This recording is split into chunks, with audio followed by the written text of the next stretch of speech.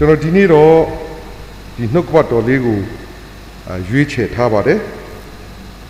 ဒါလေးကိုတော့ကျွန်တော်တို့ဖတ်ရင်းနဲ့နှုတ်ကပတ်တော်ထဲမှာကျွန်တော်တို့အသက်တာကိုပြင်ဆင်နိုင်ဖို့ဖြစ်ပါတယ်ဘာကြောင့်လဲဆိုတော့ကျွန်တော်တို့ရဲ့အသက်တာထဲမှာဒီနှုတ်ကပတ်တော်အားဖြင့်ကျွန်တော်တို့ကိုဘုရားသခင်ဘယ်လိုကောင်းကြီးပေးတယ်ဆိုတာကိုနားလည်ပြီးတော့ပြင်ဆင်နိုင်ဖို့ဖြစ်ပါတယ်ဂလာတိအခန်းကြီး9ဂလာတိအခန်းကြီး9အငယ်9လေးပြီးဖြစ်ပါတယ်တစ်ပိုက်သေးပါပဲဂလာတိအခန်းကြီး9အငယ်9တစ်ပိုက်သေးပဲဖြစ်ပါတယ်ဒါကြောင့်ကျွန်တော်နဲ့ရှေ့ကနေပြီးတော့ကျွန်တော်တိုင်ပြီးတဲ့အခါမှာလိုက်ဆိုပေးဖို့ဖြစ်ပါတယ်ဂလာတိအခန်းကြီး9အငယ်9ဖြစ်ပါတယ်ငါတို့မူကားယုံကြည်ခြင်းအားဖြင့်ဖြောင့်မတ်ရာသို့ရောက်မည်ဟုမျှော်လင့်သောကျေးဇူးတော်ကိုဝိညာဉ်တော်အားဖြင့်ငတ်လင့်၍နေကြ၏ဒီတစ်ပိုက်လေးကိုနည်းနည်းလေးပြန်ပြီးတော့ရွတ်စီခြင်းပါတယ်မျှော်လင့်နေသောကျေးဇူးတော်ကိုလိုက်ဆိုပြဖို့ဖြစ်ပါတယ်မျှော်လင့်နေသောကျေးဇူးတော်ကိုဝိညာဉ်တော်အားဖြင့်ငတ်လင့်၍နေကြ၏ဒီနေ့ကျေးဇူးတော်ဆိုတဲ့စကားလုံးကိုကျွန်တော်တို့အားလုံးသိပြီးသားဖြစ်ပါတယ်လူတွေလည်းကြိုက်ပါတယ်ဒါပေမဲ့ကျေးဇူးတော်ဟာဘာတူလဲလို့မေးရင်ခရစ်တော်ဟာကျေးဇူးတော်ပဲဖြစ်ပါတယ်တော်သားစကားမျိုးပြောမယ်ဆိုရင်ကျေးဇူးတော်အတုံးလိုက်အတစ်လိုက်ကြီးကခရစ်တော်ပါပဲလို့ပြောစရာရှိပါတယ်ကျေးဇူးတော်ဟာခရစ်တော်ပါပဲခရစ်တော်ကြောင့်သာလျှင်ကျွန်တော်တို့ဟာကျေးဇူးဂရုဏာကိုခံစားရတာဖြစ်တယ်ဆိုတာကိုသဘောပေါက်ဖို့ဖြစ်ပါတယ်အဲ့တော့တချို့ကျမ်းပိုက်လေးတွေကိုလည်းကျွန်တော်ထပ်ပြီးတော့ဖတ်ပြတဲ့အခါမှာဒီကျမ်းပိုက်တွေကကျွန်တော်တို့ကြိုက်တဲ့ကျမ်းပိုက်တွေပါပဲဒါပေမဲ့ကျွန်တော်တို့အခုပြောတဲ့စကားလုံးကိုသက်ဆိုင်တယ်ဆိုတာကိုနားလည်သွားဖို့ဖြစ်ပါတယ်ဆိုတော့ဖိလိပ္ပိဩဝါဒစာအခန်းကြီးအခန်းကြီး4အငယ်19ကိုရောက်တဲ့အခါမှာဒီကျမ်းပိုက်လူတိုင်းကြိုက်တယ်လို့အလွတ်လည်းရကြပါတယ်နားထောင်ကြည့်အောင်ငါဤဖျားသခင်သည်ဘုန်းအာနုဘော်တော်၌စံပယ်တော်မူသောစီစဉ်ရှိသည့်အတိုင်းတင်တို့အလိုရှိသမျှတို့ကိုယေရှုခရစ်အားဖြင့်ပြည့်စုံစေတော်မူလိမ့်မည်ဒီကျမ်းပိုက်လူတိုင်းလည်းကြိုက်ပါတယ်ဒါပေမဲ့ကျမ်းပိုက်မှာအရေးကြီးတဲ့ချက်ကယေရှုခရစ်အားဖြင့်သာလျှင်ကောင်းကင်စီးစိမ်အလုံးဟာပြည့်စုံမယ်ငါ၏ဖျားသခင်သည်ဘုန်းအာနုဘော်တော်၌စံပယ်တော်မူသောစီးစိမ်ရှိသမျှတွေဟာယေရှုခရစ်အားဖြင့်ကျွန်တော်တို့မှာပြည့်စုံမယ်လို့ဒီလိုဖော်ပြပေးတာဖြစ်ပါတယ်နောက်တစ်ခါအေဖက်ဩဝါဒစာကိုကျွန်တော်ထပ်ပြီးတော့ဖတ်ပေးခြင်းပါတယ်အေဖက်ဩဝါဒစာအခန်းကြီး1အငယ်4ကိုဖတ်တဲ့အခါမှာဤကဘာမတီရှိမီငါတို့ကိုခရစ်တော်၌ရွေးကောက်တော်မူသည်နှင့်ညီကောင်းကင်ဘုံနှင့်ဆိုင်သောအရာတို့၌ခတ်သိမ်းသောဓမ္မမင်္ဂလာတို့ကိုခရစ်တော်အားဖြင့်ငါတို့အားပေးသနာတော်မူသောငါတို့သခင်ယေရှုခရစ်ခမည်းတော်ဘုရားသခင်သည်မင်္ဂလာရှိစေတော်မူသည်လို့အေဖက်ခန်းကြီး1အငယ်4မှာလည်းရေးပါတယ်ကောင်းကင်မှာရှိတဲ့ခတ်သိမ်းသောဓမ္မမင်္ဂလာအားလုံးဟာတဲ့ခရစ်တော်အားဖြင့်ကျွန်တော်တို့ဟာပြည့်စုံမယ်ခရစ်တော်အားဖြင့်ကျွန်တော်တို့ခံစားရမယ်ခရစ်တော်အားဖြင့်ကျွန်တော်တို့ကိုပေးသနာထားပြီးပြီဖြစ်တယ်လို့အေဖက်ဩဝါဒစာကဖော်ပြပါတယ်ဆိုတော့ဖိလိပ္ပိမှာဖော်ပြတဲ့အချက်အေဖက်မှာဖော်ပြတဲ့အချက်အားလုံးဟာခရစ်တော်အားဖြင့်ဆိုတဲ့စကားလုံးကိုပဲကျွန်တော်တို့တွေ့ရပါတယ်ဒါကြောင့်ယေရှုတော်သည်ခရစ်တော်ပဲဖြစ်ပါတယ်ယေရှုတော်သည်ခရစ်တော်၌သာလျှင်ကျွန်တော်တို့ရယူဖို့ဖြစ်တယ်ဆိုတာကိုသဘောပေါက်ဖို့ဖြစ်ပါတယ် 자요 소도가 전으로 유도하래 잠발 리고 저노ပြန်ပြီးတော့ ဖတ်ပေးခြင်းပါတယ် ဒါဆိုရင် ပို့ပြီးတော့ သဘောပေါက်လာမှာ ဖြစ်ပါတယ် 소도가 전으로 유도하래 짠사리가 갈라디အခန်းကြီး 5 အငယ် 5 ဖြစ်ပါတယ် ပြန်နားထောင်ကြည့်အောင် နော် ငါတို့မူကား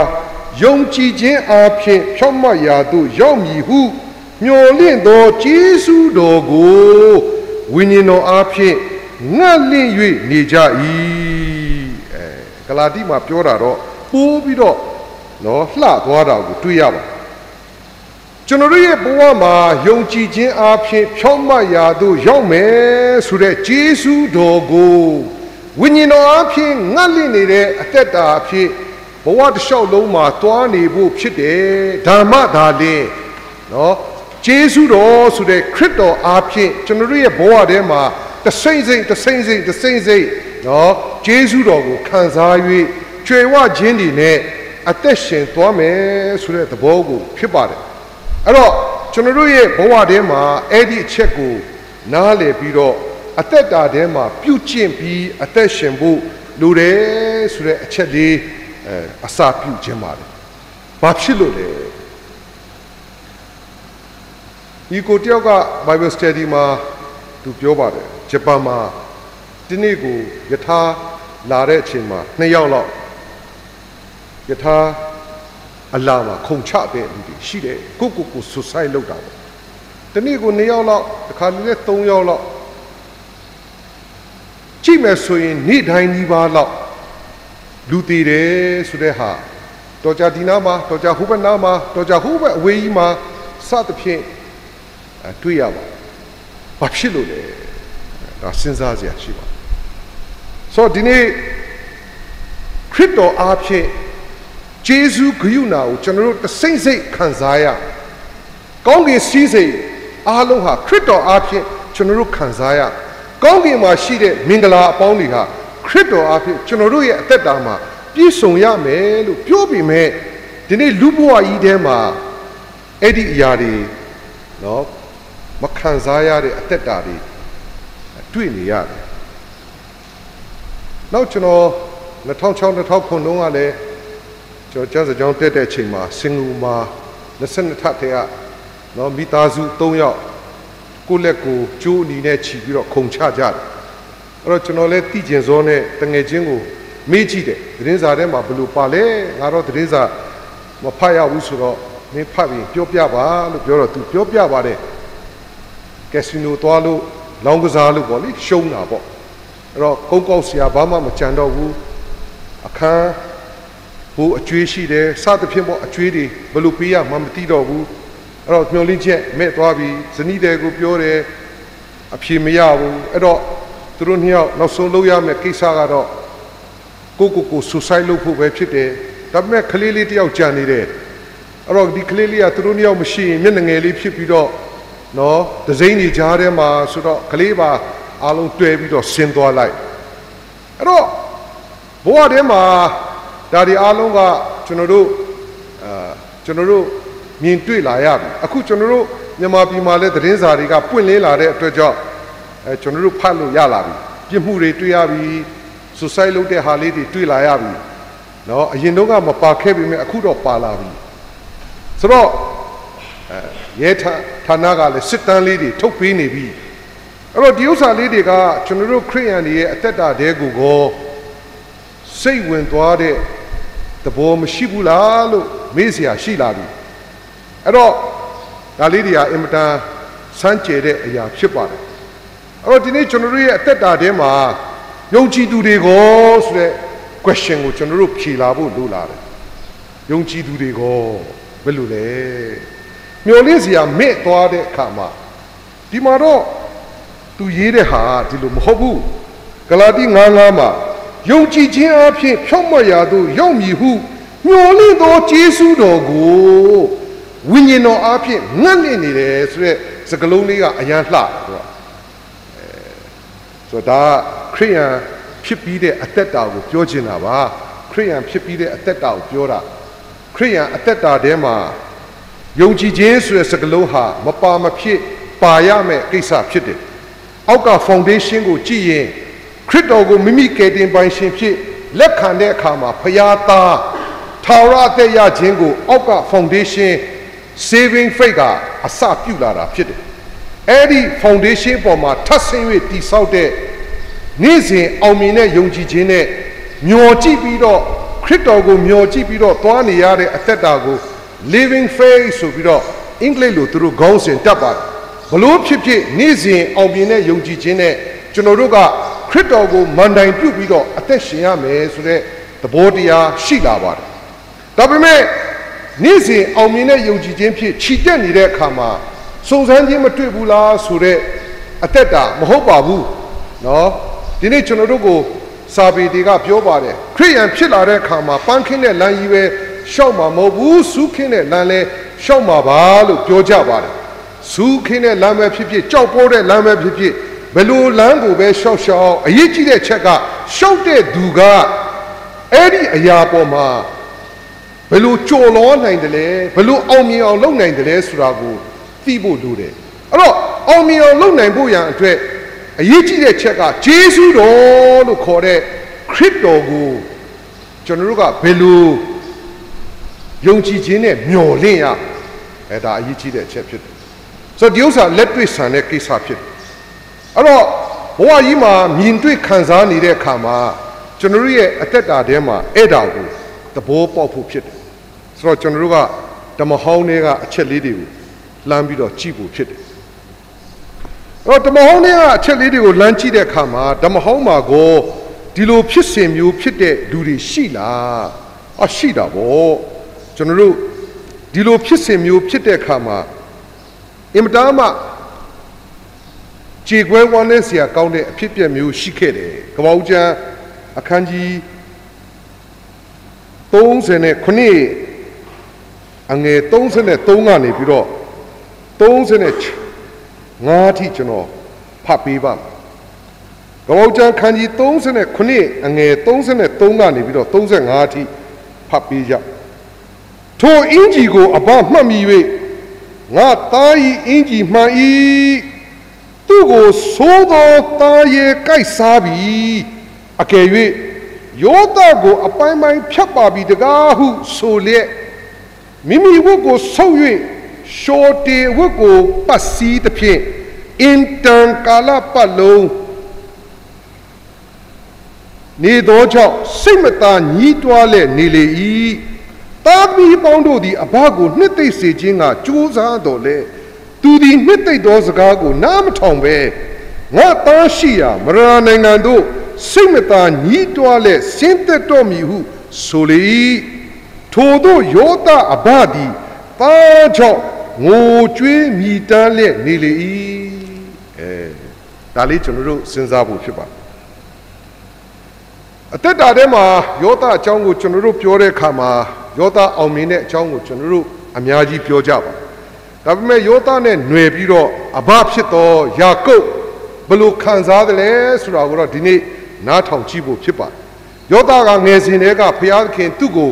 ယူပါယုံပေးပါတယ်ကောက်လိုင်းတွေကသူ့ရဲ့ကောက်လိုင်းကိုဥညွတ်တယ်နေလကျယ်တွေကသူ့ကိုဥညွတ်တယ်ဆိုတဲ့အခါမှာညီကိုတွေစိတ်မသာသဘောမပေါက်ဒေါဖောင်းပြီးတော့သူ့ကိုအိမ်မက်ဆရာလို့အမည်တက်ပြီးတော့ယောသကိုကဲ့ရဲ့ကြ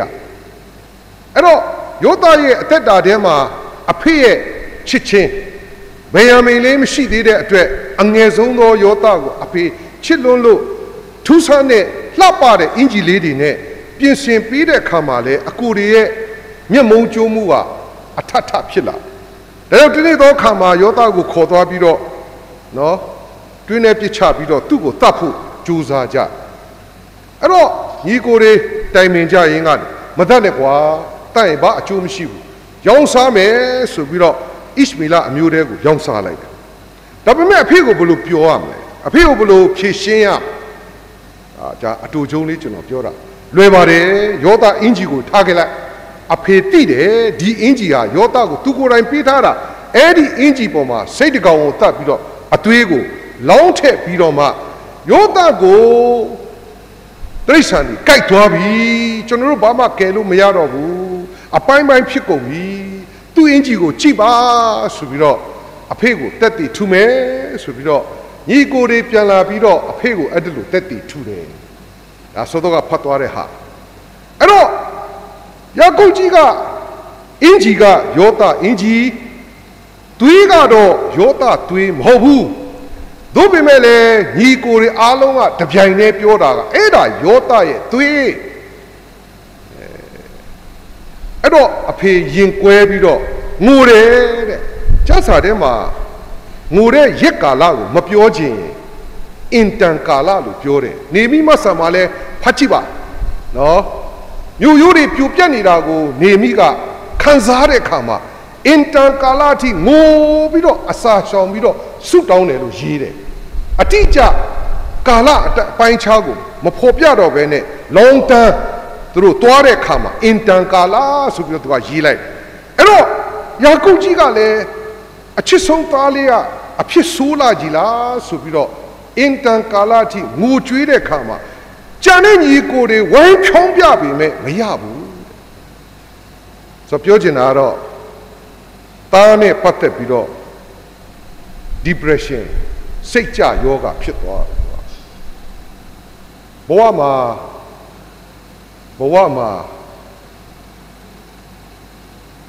အင်မတန်နာကျင်ထိခိုက်လာတဲ့အခါမှာဖြစ်တဲ့သဘောမျိုး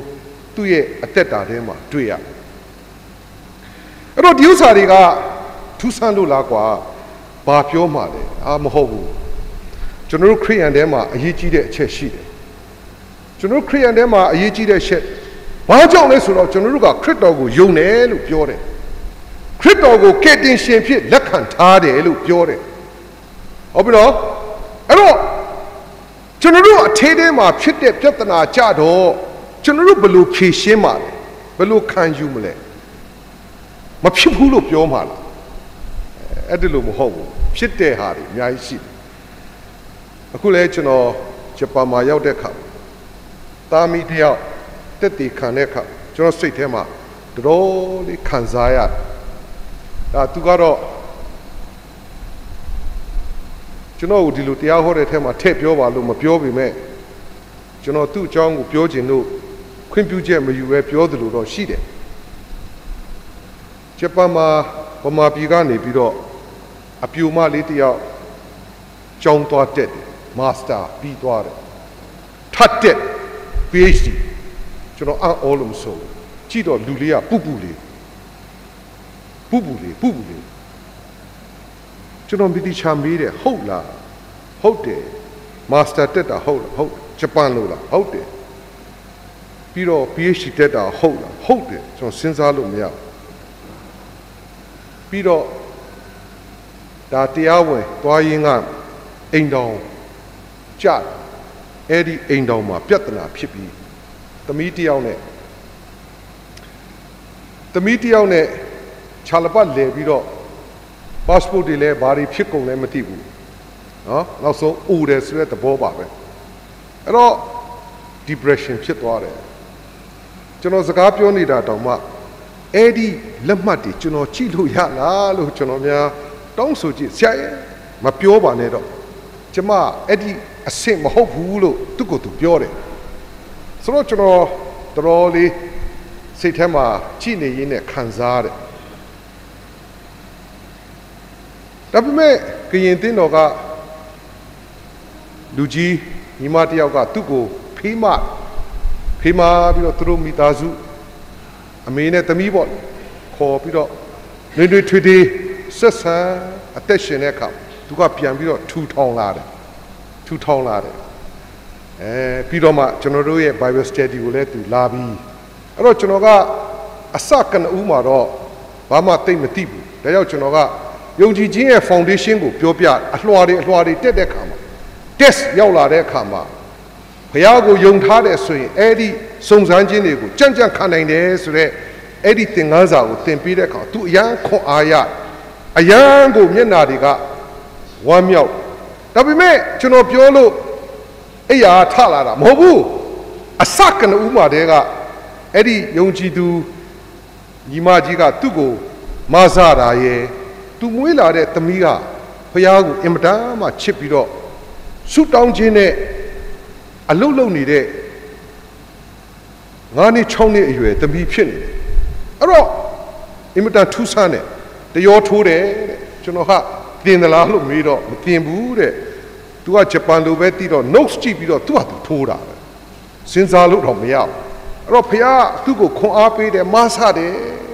အဲ့တော့တချင်းသူများဆိုရင်သူထိုးလို့ရတယ်ဆိုတော့စဉ်းစားရင်တော်တော်လေးခက်သွားတယ်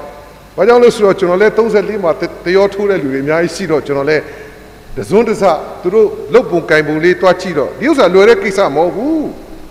ဒါပေမဲ့ဒီကလေးငယ်ငယ်လေးကတင်းသူမရှိဘဲနဲ့သူ့ဟာသူအစင်ပြေသွားတယ်အဲ့တော့ဖခင်ကသူ့ကိုမဆတဲ့အခါအမေကပြန်ပြီးတော့အမြင်ကပြန်ပြီးတော့အထဲထဲမှာစိတ်တက်ရေးရမှာတက်ကြွလာအခုတော့ရက်တည်နေတယ်ဒါမိသားစုအရေးခင်းပါနော်လင်မယားအရေးခင်းပေါ့လေအဲ့တော့မရှိဘူးလားလို့မေးတော့ရှိနေတယ်ယာကုပ်ကြီးလို့ဖြစ်နေတဲ့လူရှိသလားလို့မေးတော့ရှိနေတယ်လောကကြီးထဲမှာရှိနေတယ်ဒါသိချတယ်အဲ့တော့ကျွန်တော်တို့ဘယ်လိုလုပ်အဲ့တော့ဒီနေ့ကျွန်တော်တို့ရဲ့ life ထဲမှာစာတန်ကဘာလုပ်ပေးတာလဲဆိုတော့သိဖို့လိုတယ်ဒီနေ့ကျွန်တော်တို့ရဲ့ဘဝမှာယုံကြည်ခြင်းအပြင်ခရစ်တော်ကိုယုံတဲ့အခါမှာထာဝရအသက်ရနေ့စဉ်အသက်တာထဲမှာခရစ်တော်ကိုယုံကြည်ခြင်းအပြင်လိုက်လျှောက်တဲ့အခါမှာခက်ခဲတဲ့အရာတွေကိုကြော်လွှားတာဖြစ်တယ်အဲ့တော့ယုံကြည်ခြင်းနဲ့ပဲတွားနေရတဲ့အတွက်ကြောင့်အဲ့ဒီယုံကြည်ခြင်းကိုဘယ်လိုမျော်လင့်ပြီးတော့ဝိညာဉ်တော်ရဲ့ပံ့ပိုးမှုနဲ့ဘယ်လိုအလုပ်လုပ်မလဲဆိုတဲ့နီးစနစ်ကိုသိဖို့လိုလာတယ်ဆိုတော့ဘဝမှာဒီဥစ္စာအရေးကြီးတဲ့အချက်ဖြစ်တယ်အဲ့တော့ယာကုပ်အကြောင်းကိုကျွန်တော်ပြန်ပြီးတော့ရှင်းပြခြင်းအဲ့တော့ယာကုပ်ကအင်မတန်မှခံစားနေရတဲ့အခါမှာယာကုပ်ရဲ့ခံစားမှုကိုဟုတ်လားဘသူရဲ့ဘဝရဲ့နော်တားဆီးလို့မရအောင်ခံစားနေရဒါပေမဲ့အားလုံးလည်းသိပါတယ်အစာခေါင်းမတဲ့အတွက်ကြောင့်ညီကိုတွေအားလုံးအေဂုတ်ထုမှာသွားပြီးအစာဝယ်ရတယ်အဲ့တော့အစာဝယ်တဲ့ခါကျတော့အဲ့ဒီမှာဘယင်တန်ဖြစ်နေတာယောသဆိုတော့သူ့ညီကိုတွေကိုယောသကသိတယ်ဒါလည်းကျွန်တော်တို့ကျမ်းစာဖတ်တဲ့ခါမှာသိပါတယ်နောက်ပြီးဆုံးမှာညီကိုတွေနဲ့ယောသနဲ့ကိုယ့်ရဲ့ဖြစ်စဉ်တွေအားလုံးကိုဖွင့်ပြပြီးတော့ဖက်ကြပြီးတော့ငိုပြီးတော့ငါတို့ညီကိုတွေပြန်ဆုံပြီးဆိုတဲ့အဆင့်ရောက်သွားပြီနော်ရောက်သွားပြီနောက်ဆုံးတော့ယောသကပြောတယ်ငါတို့ရဲ့ဖခင်ကြီးကိုငါရှိတဲ့နေရာကိုခေါ်လာပါဆိုတဲ့အဆင့်ရောက်သွားပြီယာကုပ်ကြီးကိုခေါ်လာတော့မယ်ဟုတ်နော်အရေးကြီးတဲ့အချက်အဲ့ဒါလေးကိုကျွန်တော်တို့ဖတ်ကြည့်ဖို့ဖြစ်တယ်ဆိုတော့ကပ္ပဦးကျမ်းအခန်းကြီး30နဲ့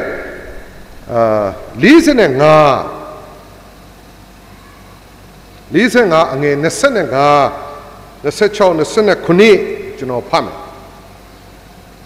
ထို့သောအေဂုတုပြည်မှထွက်သွား၍ခါနာန်ပြည်အဘယာကုပ်ထံသို့ရောက်ကြလေညီကိုတွေပြန်လာပြီနော်အေဂုတုကနေပြန်လာပြီးတော့ကြံခဲ့တဲ့အဘကိုခေါ်တော့မယ်ယောသသည်အသက်ရှင်သေး၏အေဂုတုပြည်ကိုအုပ်စိုးရ၏ပြောကြသည်ရှိတော်ယာကုပ်သည်စိတ်နှလုံးလျော့၏သူတို့စကားကိုမယုံနိုင်ကဲဒါဆိုကျွန်တော်တို့သဘောပေါက်တော့စဉ်းစားကြည့်အောင်ညီကိုတွေအားလုံးဝမ်းပတ်တာနဲ့ပြန်လာပြီးတော့အဖေကိုတွေ့တဲ့အခါအဖေထင်တဲ့ယောသမတည်ဘူးသူသိရှင်တယ်လို့ပြောတော့အဖေကခဲတော့ပဲစဉ်းစားကြည့်တယ်အဖေကဘယ်လိုဖြစ်ဟာဟုတ်လားဟာလေလုယာ praise lord မပြောဘူးလုံးဝမပြောဘူးအဲ့ဒီအတန်ကြားတာနဲ့ငကို position ပြန်ရောက်သွားပြီးတော့အဲ့ရပေါ်မှာဘုံနဲ့လဲသွားတယ်သူကမယုံနိုင်ဘူးအဲ့တော့ဒီနေ့ဖန်ဆာထားတဲ့အရာရှိတယ်ယောသရဲ့အသက်ရှင်ခြင်းအကြောင်းဟာတကယ်အစစ်မှန်ဖြစ်တယ်တယောက်မဟုတ်ဘူးညီကိုတွေအားလုံးအငယ်ဆုံးဗေယံမေကိုယ်တိုင်သူ့ကိုကြီးကိုတွေ့ခဲ့ပြီးတော့အဖေငါကပ်ပြီးတော့ကျွန်တော်မျက်စိနဲ့မြင်တယ်ပြောမှာပါ အဖေမရအောင်ဘာဖြစ်လို့လဲဒါအရေးကြီးတဲ့အချက်ရှိတယ်အဲ့တော့ချစ်တော်ညီကိုမောင်မတွေစာတန်ကအယမ်းလင်ဟတ်ထိသွားတယ်ဆိုတဲ့စကားကျွန်တော်တို့သုံးပါတယ်အထက်ထဲမှာလှိုက်စားသွားနိုင်အောင်ပုံရိပ်တစ်ခုကိုသူကကျွန်တော်တို့အထက်ထဲကိုထည့်ပေးတယ်ဘာပုံရိပ်လဲဆိုရင်တဝက်မှာနဲ့ပုံရိပ်ဖြစ်တယ်ဘာမှန်တာလဲဆိုရင်ယောသရဲ့အင်ဂျီမှန်တယ်ဒါပေမဲ့ယောသသွေးတော့မမှန်ဘူးဒါစိတ်သွေးဖြစ်တယ်ကွာဒါပေမဲ့တည်င်းစကားကယောသဟာတတော်ဒီကြိုက်လို့တေးပြီးအဲ့ဒီအင်ဂျီနဲ့အဲ့ဒီသွေးဟာယောသသွေးယောသအင်ဂျီအဲ့ဒီပုံရိပ်ဟာယာကုပ်ကြီးမှာနှင်းနဲ့ခြီးပြီးတော့ခေါင်းထဲမှာရှိနေတယ်ပုံရိပ်ထဲမှာရှိနေတယ်အဲ့ဒီပုံရိပ်ထဲကမထွက်နိုင်ဘူးကွာယောသလို့ပြောရင်ပက်လက်လန်သွားပြီဘာလို့အဲ့ဒီပုံရိပ်သူ့စီတက်လာယောသလို့ပြောလိုက်တာနဲ့ပက်လက်လန်သွားပြီယောသအသက်ရှင်နေမရဘူးဒီပုံရိပ်ကယောသဟာတတော်ကြိုက်လို့တည်ခဲ့ပြီးပြီအဲ့ဒီပုံရိပ်ဟာသူ့မျက်စိထဲမှာရှိနေပြီးပြီနှင်းနဲ့ချီပြီးရှိတယ်ချစ်တော်ကြီးကိုမောင်မတွေဟာဒါမျိုးငါတို့မှမရှိဘူးဒါတော့ကို့အပိုင်းမှာလူသားဝတ္ထုကိုကျွန်တော်ပြောပြခြင်းအားလုံးလည်းသိပါတယ်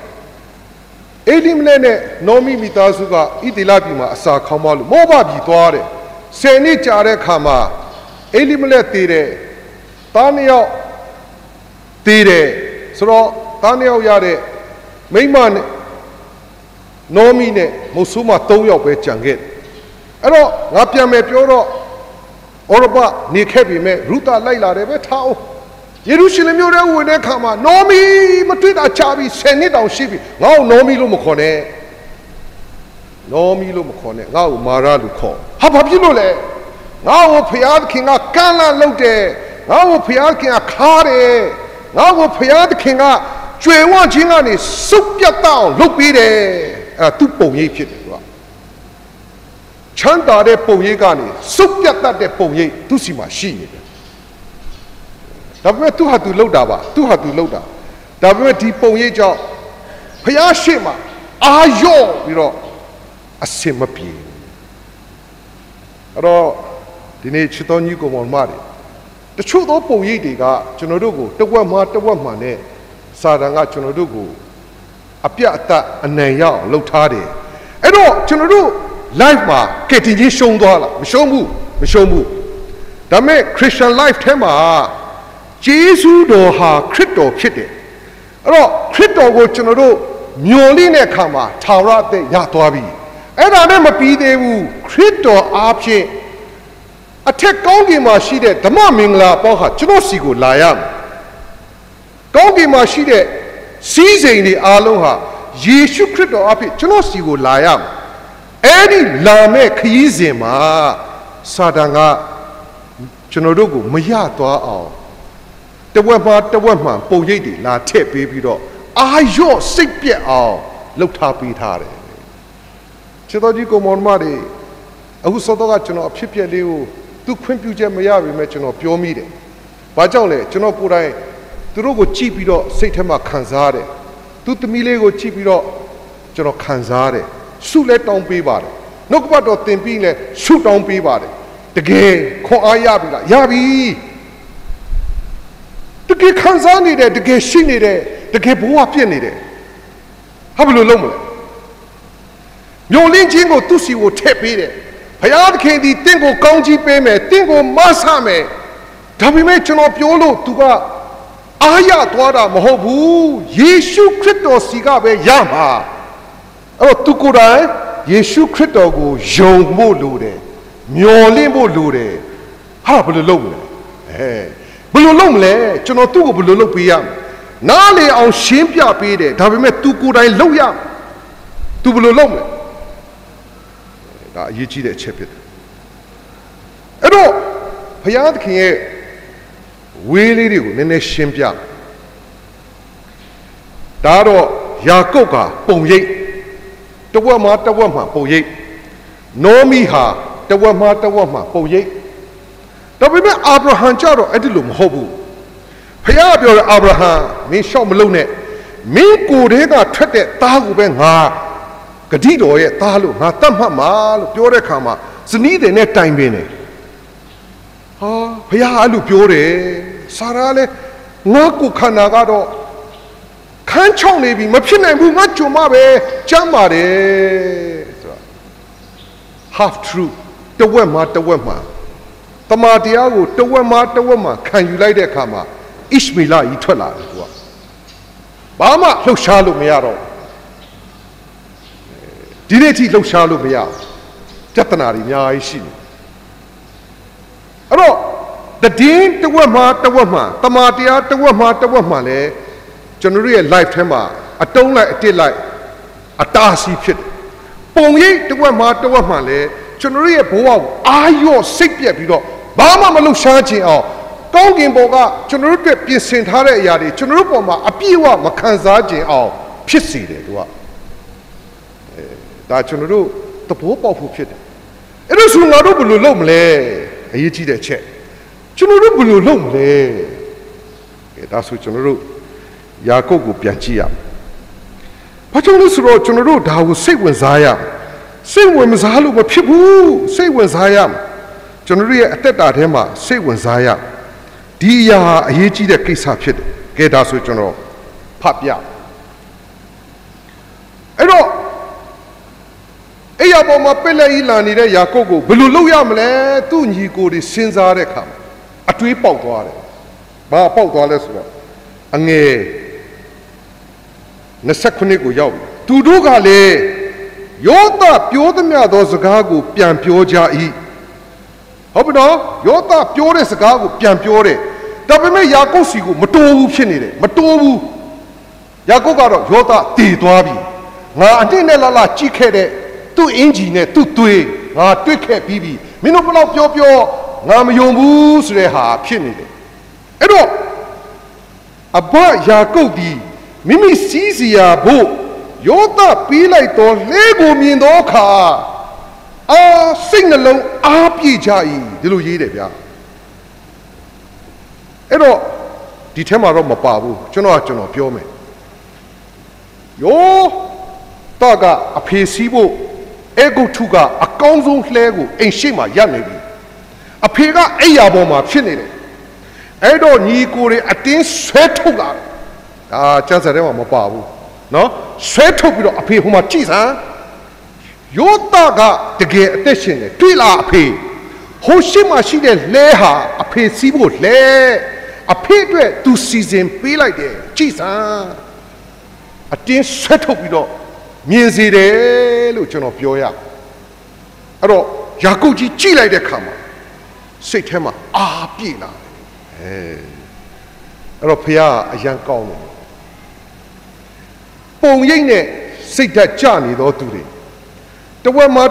ပုံရိပ်နဲ့စာတန်ကလှည့်စားထားသောသူတွေကသူတို့ရဲ့ငကိုယုံကြည်ခြင်းအားကိုကြီးစားဖခင်သခင်ကသူတို့ကိုဘာလုပ်ပေးရလဲဆိုတော့နောက်ထပ်ပုံရိပ်အသစ်ကို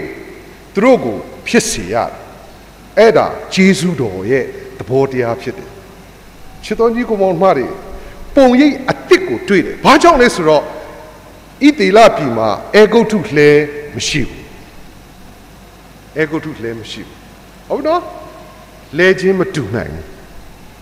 အေဂုတ်ထုပြည်ကလှဲဆိုတော့တောက်လျှောက်ပြောလာတဲ့ယာကုပ်အသက်ရှင်ယာကုပ်ကိုပြောခဲ့တယ်ယောသအသက်ရှင်တယ်အေဂုတ်ထုပြည်မှာဘယင်ခံဖြစ်နေတယ်ဆိုတဲ့စကားတွေကိုယာကုပ်မယုံပေမဲ့လှဲကိုတွေ့တဲ့အခါမှာချက်ချင်းပဲယုံသွားပြီပြောတဲ့စကားတွေမှန်တယ်လို့ဝန်ခံသွားတယ်ပုံရိပ်အသစ်ပေးရတယ်အဲ့တော့ဒီနေ့ချစ်တော်ကြီးကိုမောင်မှတွေဖခင်သခင်ကခင်ဗျားကို blessing ပေးရဘလို့ blessing မျိုးလဲဆိုတော့ miracle ပုံရိပ်အသစ် miracle ခင်ဗျားကိုပေးရမပေးလို့မရဘူးဟာဒီတယောက်တည်းပဲလားမဟုတ်ဘူးနောမီကိုလည်းပြောရနောမီကြီးကဒါတော့ကျွန်တော်မဖတ်တော့စစ်တပ်တွေကြားပြီးတော့ယေရုရှလင်မြို့ကိုဝင်လာပြီးတော့မုဆိုးမနှစ်ယောက်ဘာလှုပ်ရှားရမှမသိတဲ့အခါမှာရုသကစပားကြံသွားကောက်ဘောဇလေကိုရောက်သွားတယ်သူလည်းမသိဘူး ဟိုကဘောဆာကသူ့ကိုကြည့်ပြီးတော့တိသွားပြီအဲ့တော့ပေါပေါဆုပ်တွေပါတယ်အားလုံးပေးပြီးတော့မိရောက်ခမယူကိုလည်းကျွေးပါဆိုပြီးတော့ယူလာတဲ့ခါမှာစဘာကြံဒီတပွေးတစ်ပိုက်နဲ့ပေါပေါဆုပ်တွေတပွေးတစ်ပိုက်နဲ့ပြန်လာတဲ့ရုသကိုနိုးမီတွေ့တဲ့အချိန်မှာပုံရိပ်ပြောင်းသွားပြီပုံရိပ်ပြောင်းသွားတယ်အဲ့ဒီအချိန်မှာနိုးမီကမေးတယ်ရုသမင်းဘု து လယ်မှာစဘာကြံသွားကောက်ဘောဆာလို့ပြောလိုက်တာနဲ့အဲ့ဒီသတင်းဟာ miracle ဖြစ်သွားတယ်ပုံရိပ်အားဖြင့်ဘောဆာဆိုတဲ့အတန်လဲကြားရောက်ဖျားမုတ်ဆိုးမတွေကိုချစ်တဲ့ဖျားမုတ်ဆိုးမတွေကိုကြည့်ရှုတဲ့ဖျားဂျေစုဂရုဏာရှိတဲ့ဖျားလို့ချက်ချင်းပဲနော်မီပြောင်းသွားတယ်ပုံရိပ်ကြောင့်ပြောင်းသွားတယ်အဲ့တော့ဒီနေ့ချစ်တော်ကြီးကိုမောင်နှမတွေကိုပြောပြချင်ပါဆိုတော့ဂလာတိ9:9မှာကျွန်တော်ပြန်ဖတ်ပေးမယ်ဂလာတိ9:9မှာပါတဲ့စကားလေးကိုကျွန်တော်ကထောက်ပြီးပြောတာပါဂလာတိ9:9မှာယုံကြည်ခြင်းအားဖြင့်ဖြောင့်မတ်ရာသို့ရောက်မည်ဟုမျှော်လင့်သောယေရှုတော်ကိုဝိညာဉ်တော်အားဖြင့်ငတ်လင့်နေရမယ်လို့ပြောတာဝိညာဉ်တော်အားဖြင့်ဖျားသခင်စီကဆင်းသက်လာမဲ့ယေရှုဂရုဏာကိုမျှော်လင့်တဲ့စိတ်နဲ့မြင်အောင်ကြည့်ပေးရမှာဖြစ်တယ်အဲ့တော့ပုံရိပ်နဲ့တဝက်မှနဲ့ best life ဖြစ်နေတဲ့သူတွေပြစ်လဲနေတဲ့သူတွေကိုဘုရားသခင်ကပုံရိပ်အတစ် miracle တွေကိုကျွန်တော်တို့ကိုပြပေးတဲ့အခါမှာချက်ချင်းပဲနိုးထလာဟုတ်ပြီနော်ဒါပေမဲ့တခြားတဲ့သူတွေကဒီလိုမဟုတ်ပါလားဆိုတော့မဟုတ်ဘူး12နှစ်သွေးသွန်တာဆွဲတဲ့မိန်းမအဲ့ဒီလိုမဟုတ်ဘူး12နှစ်သွေးသွန်တာဆွဲတဲ့မိန်းမ तू ကတည်င်းကြားတယ်ခရစ်တော်ရဲ့တည်င်းကိုကြားတယ်အဲ့ဒီခါမှာသူ့ရဲ့မျောလင့်ခြင်းရဲ့ပုံရိပ်ကငါဘဘွားကိုတို့ရင်အဲ့ဒါ तू ကပုံစံတစ်မျိုးဖြစ်တယ် तू ကထိခိုက်နာကျင်ထားတာအထဲထဲမှာမရှိဘူးသူ့ရဲ့ body ပေါ်မှာပဲယောဂခံစားနေရတယ်ထိခိုက်နာကျင်တာမရှိဘူးအဲ့တော့သူ့ရဲ့ယုံကြည်ခြင်းကသူ့ကိုမျောလင့်စေတဲ့အခါမှာသူ့ရဲ့မြင်ကွင်းထဲမှာခရစ်တော်ရဲ့ဘဘွားလေး तू သွားတို့မယ်ဆိုတဲ့အရာကိုပုံဖော်ပြီးတော့ချက်ချင်းပဲသွားတို့တဲ့အခါမှာခံစားရကမ္ဘာကျမ်းခန်းကြီး20ကိုကြည့်တဲ့အခါမှာအာဗြဟံကဖျားပြောတဲ့အတိုင်းပဲဣဆက်လေးကိုပူဇော်မယ်ဆိုပြီးတော့မော်ဒီတောင်ကို तू ကြည့်လိုက်တဲ့အခါမှာ तू ကတိပြီးသားဖြစ်တယ်ဒီသားကို तू တကယ်တပ်ပစ်ပြီးတော့ပူဇော်မယ်ဘာဖြစ်လို့လဲ तू ယုံတယ်ဖျားကိုဟာသူ့သားတယောက်ထီသောသားကိုဂတိပေးထားတဲ့အတွက်ကြောင့်တည်ခြင်းတဲ့ကနေပြန်ရှင်းစေမယ်ဆိုတဲ့ဟေဗြဲဩဝါစာအခန်းကြီး7ပြောထားတဲ့အတိုင်းယုံထားတဲ့သူဖြစ်တယ်အဲ့တော့သူမြင်ကွင်းမှာကိုကသူတကယ်တတ်မယ်ပြီးရင်အဲ့ဒီသားဣဇာပြန်ရှင်းမယ်ဆိုတာ तू ကရှိပြီးသားဖြစ်နေတယ်ကွာ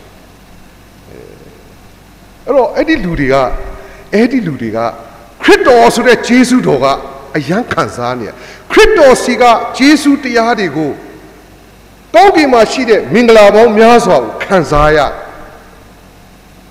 ဖိလိပ္ပိမှာပြောတဲ့ကောင်းကင်မှာရှိတဲ့စီးစိမ်တွေအားလုံးခရစ်တော်အဖြစ်သူတို့ခံစားရအဲ့တော့ဒီနေ့ဒီမှာရှိတဲ့ညီကိုမောင်မှတ်ပြင်ဆင်ပေးဖို့ဖြစ်တယ်ဟုတ်ပြီနော်အဲ့တော့ဘောနဂန်တွေကတချို့ပြောတယ်ငါတို့ဖြစ်သွားရင်နင်တို့ကတော့ဒီလိုလုပ်ပါလို့ပြောပေမဲ့ငါတို့ကမလုပ်နိုင်ဘူးငါတို့ဖြစ်ကိုနင်တို့ခံစားရတာမဟုတ်ဘူးနင်တို့ငါတို့နာကျင်တာနင်တို့မသိဘူးငါတို့ငိုတာနင်တို့မသိဘူးဟုတ်လားရသောအဖြစ်ကျွန်တော်တို့သင်ဦးဆရာများကျမ်းစာသင်တဲ့သူတွေကိုအဲ့ဒီလိုပဲပြောကြပါခင်ဗျားမသိပါဘူးခင်ဗျားကတော့ကျမ်းစာတွေပြောပြီးတော့ဒါလုပ်ပါပြောနေတယ်ခင်ဗျားခံစားကြည့်စမ်းဒါမျိုးတွေလာတယ်ဒီနေ့ချစ်တော်ကြီးကိုမမတွေသဘောပေါက်ဖို့ဖြစ်တယ်စာတစ်စောင်ကျွန်တော်ဖတ်တယ်ယုံကြည်သူတယောက်ဟာ suicide လုပ်မလားတဲ့ကျွန်တော်စိတ်ဝင်စားတယ်အပြန်အလှန်ကျွန်တော်ဖတ်တယ်နောက်ဆုံးအဖြေရသွားတယ်အဲ့တော့ကျွန်တော်ပြောနေတဲ့စကားလုံးကိုသူလည်းသုံးတယ်ခရစ်တော်ကိုရတော့သူပါတဲ့အထဲထဲမှာသူ့အထဲထဲမှာသူ့ရဲ့ဗီဇတွေ ချိန်သွားတယ် immune system ချိန်သွားတယ်သူကတော့ပိုရှင်းပြဘယ်လို immune system heavenly immune system ကိုဖြစ်သွားတယ်သူကစဖွင့်ပြိုးပြီးတော့ heavenly ပုံစံကိုသူကရောက်အထဲထဲမှာသူကဖွင့်ပြိုးပြီးတော့သူကစအလုတ်လုတ်သွားပြီအဲ့ဒါကြောင့်ယုံကြည်သူအစ်စ်မှန်က suicide လုပ်เสียအကြောင်းမရှိဘူးတဲ့သူရဲ့ immune system အထဲထဲမှာရှိတဲ့ immune system တွေကချိန်သွားတယ်ဘယ်လို immune system heavenly system အတိုင်းသူကချိန်သွားတာဖြည်းဖြည်းနဲ့သူကချိန်နေပြီအဲ့ဒါကြောင့်ယုံကြည်တယ်တဲ့သူကနောက်ဆုံးရေးတာ suicide မလုပ်ဘူးကျွန်တော်လက်ခံတယ်ဒီနေ့ဒီမှာရှိတဲ့ညီကောင်မှာတယ်အသက်တာထဲမှာဘုရားသခင်ကဖိလိပ္ပိထဲမှာတော့၎င်းအေဖက်မှာတော့၎င်းကျွန်တော်တို့အတွက်ပြောထားတဲ့အရာတွေကျွန်တော်တို့ဘာလို့မခံစားရတာဆိုကျွန်တော်အမြဲတမ်းစဉ်းစားနေကျွန်တော်လည်းခံစားခြင်းတယ်ဒါပေမဲ့ဘာလို့မဖြစ်တာလဲဆိုတာနောက်ဆုံးပိတ်ယာကုပ်အကြောင်းကိုပဲပြန်ပြောပြယာကုပ်မှာသူဖြစ်တဲ့ဖြစ်စဉ်လေးကိုအင်္ဂလိပ်လိုရေးတဲ့ဟာကိုနည်းနည်းကျွန်တော်ဖတ်ပြတတ်လုံးလို့မဟုတ်ပါဘူးဒါပေမဲ့သူရေးတဲ့စကားလုံးဟာအခုပမာလိုမှာတော့နော်အဘယာကုပ်သည်မိမိစီးစရာဖို့ယောသပေးလိုက်တော်လှဲကိုမြင်တော့အခါစိတ်နှလုံးအားပြည့်၏လို့ရေးတယ်ဒါပေမဲ့အင်္ဂလိပ်မှာအဲ့ဒီလိုမရေးဘူးအင်္ဂလိပ်မှာဘယ်လိုရေးလဲဆိုရင် version တစ်ခုမှာ his spirit come back to him လို့သူကရေးတယ် his spirit come back to him သူ့ရဲ့ငကိုမူလကဖျားကိုချစ်တဲ့ယုံကြည်ကိုးစားတဲ့ဟာပြန်လာတယ်တဲ့ပြန်လာတယ်သူကစိတ်နှလုံးအားပြည့်တယ်လို့ဗမာလိုရေးတယ်အင်္ဂလိပ်မှာတော့ငကိုမူလဖျားကိုချစ်တဲ့စိတ်နှလုံးဖျားကိုအားကိုးတဲ့စိတ်နှလုံးဖျားသခင်နဲ့ဆက်ကတဲ့အဲ့ဒါတွေအားလုံးသူ့စီကိုပြန်လာတယ်အဲ့ဒီချိန်မှာဒီလဲကိုလည်းတွေ့ရောငကိုတိုင်းသူပြန်ဖြစ်သွားတယ်ဟာလေလုယာအဲ့ဒါအရေးကြီးတဲ့အချက်ဖြစ်တယ်ဒီနေ့ချစ်တော်ကြီးကိုမောင်မတွေဖျားဟာအဲ့ဒီလိုလုတ်ပေးနိုင်တဲ့ဖျားဖြစ်တယ်ဒါကြောင့်ဒီနေ့ဒီမှာရှိတဲ့ညီကိုမောင်မတွေအသက်တာထဲမှာဖျားဟာအဲ့ဒီလိုပုံစံမျိုးလုတ်ပေးနေတယ်ဆိုတာကိုကိုကသဘောပေါက်ပြီးတော့ကြုံလာတဲ့ပြဿနာတွေနဲ့ရှိနေတဲ့ပုံရိပ်အဟောင်းတွေကိစ္စတွေကိုဖြေရှင်းရမယ်မဖြေရှင်းရင်ခင်ဗျားရဲ့ spiritual block ဖြစ်တယ်သူကတက်လာလို့မရဘူးသူကတားထားတယ်သူကအဲ့တော့မယုံမရှိနဲ့ခင်ဗျာပဲစဉ်းစားကြည့်ကိုယ်တိုင်းတကယ်ရင့်ကျက်ရလားကိုယ်တိုင်းတကယ်အောင်မြင်ရလားဖျားသဘောတကယ်ကိုယ့်ရဲ့အသက်တာထဲမှာဖြစ်လားမဖြစ်ဘူးလားကိုယ့်ကိုစဉ်းစားရမဖြစ်ဘူးနှုတ်ကပတ်တော်ပြောတဲ့ဟာတွေမခံစားရဘူးဆိုရင်တခုခုလွဲလို့ဖြစ်ရမယ်အဲ့တော့ဘာလွဲတယ်လဲဆိုတာကိုယ့်ကို check လုပ်ရမယ်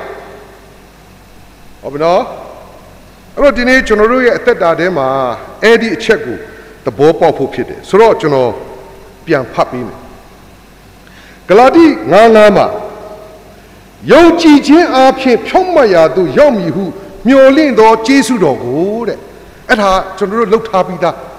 ဆက်လုပ်မယ်တဲ့ဝိညာဉ်တော်အပြင်ငတ်လင့်ကြလောဒီလိုပြောပြီးဆိုတော့ကျွန်တော်တို့ကဆက်သွားရ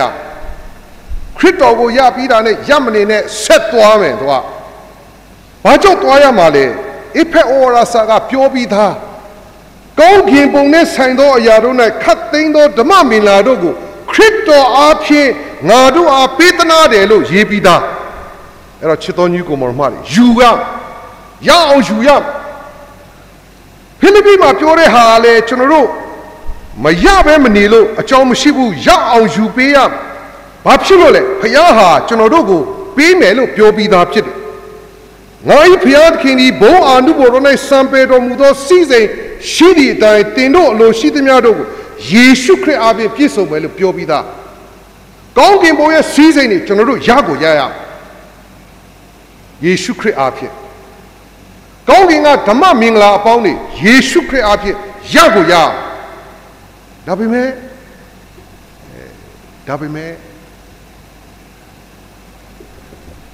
ဂျေဇုတော်ဆိုတဲ့သဘောတရားကိုကျွန်တော်တို့နားလည်ပြီးအသက်ရှင်ဖို့လိုတယ်လို့ကျွန်တော်ဒီနေ့ဂလာတိ9:9မှာပါတဲ့အချက်ကလေးနဲ့ကျွန်တော်အားပေးလို့ဆိုချင်ပါတယ်